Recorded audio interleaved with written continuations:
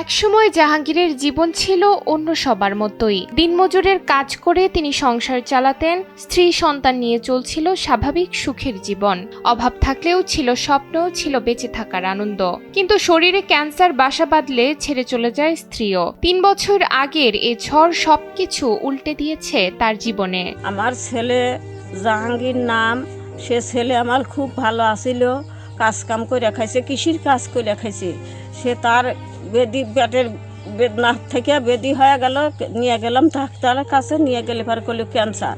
ওইটা শুনে বউ সওয়াল সবাই চলে গেছে, গেলে পারে এখন আমি মাও কি করে আমি যাই চলে। তীব্র পেট ব্যথায় অসুস্থ হওয়ার পর একাধিক পরীক্ষা নিরীক্ষার পর জানা যায় জাহাঙ্গীর লিভার ক্যান্সারে আক্রান্ত।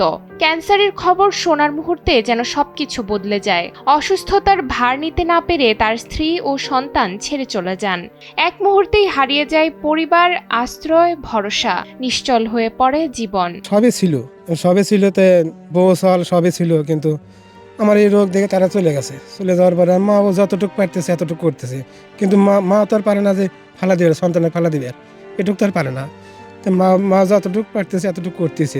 দেশবাসীর কাছে অনুরোধ যে আপনারা যদি হাত বাড়া দেন, কিন্তু সেইভাবে হাত বাড়া দেন, আমি যত আপনাদের মতো সুস্থভাবে চলতে পারি, আপনাদের কাছে উঠতে পারি, বসতে পারি, এটাই আপনাদের কাছে অনুরোধ। এই সওয়াল আগে ভালো ছিল, অনেক ভালো চলছে, মাঠে কাজ করছে করিয়া বউ চাল নিয়ে ভালো চলছে, ভালো খাইছে। খাওয়া পরে যখন চিকড়ি ফাটাফাটি চল চিকুর পারলে তখন ডাক্তার কাছে নিয়ে গেছে, নিয়ে যাওয়ার পর সে ডাক্তার বলছে যে ক্যান্সার রোগ ধরা পড়ছে। কিন্তু হাল ছাড়েনি জাহাঙ্গীরের বৃদ্ধা মা আসিয়া বেওয়া। ছেলেকে বুকে আগলে রেখে শুরু হলো বেঁচে থাকার সংগ্রাম।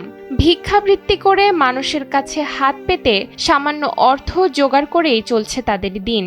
কিন্তু জাহাঙ্গীরের শরীর দিন দিন আরো ভেঙে যাচ্ছে। চিকিৎসার অভাবে তার শরীর থেকে মাংসপিণ্ড খসে পড়ছে। পেটের ক্ষত ঢাকতে বেঁধে রাখা হচ্ছে পলিথিন।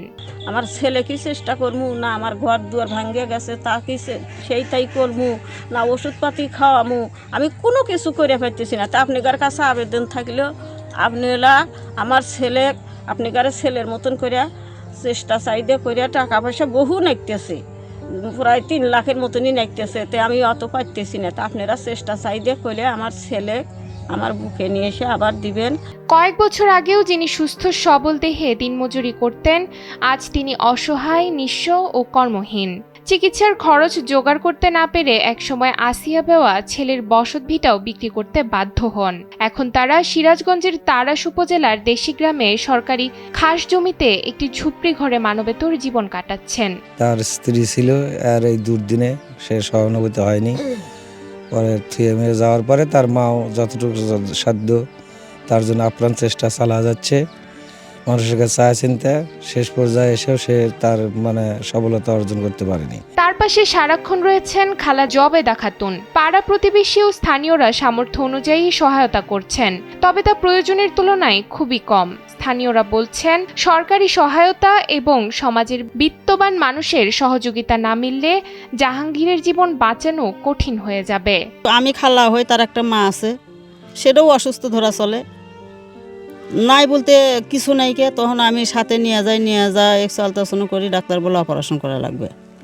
পরে অপারেশনটা করার পর এখন টাকা পয়সা ডাক্তার চায় যে ওষুধপাতি কিনতে হবে, আবার করতে হবে, কিন্তু টাকা পয়সা না থাকার কারণে ওই ছেলেকে আবার বাসায় নিয়ে এসে রাখি।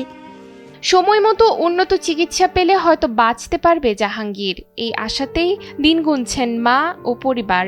মানবতার ছোট্ট হাত বাড়িয়ে সাহায্য করার সুযোগ এখন। সিরাজগঞ্জ থেকে আজিজুল ইসলামের পাঠানো তথ্যচিত্রে ডেস্ক রিপোর্ট, নুসরাত তালবিয়া।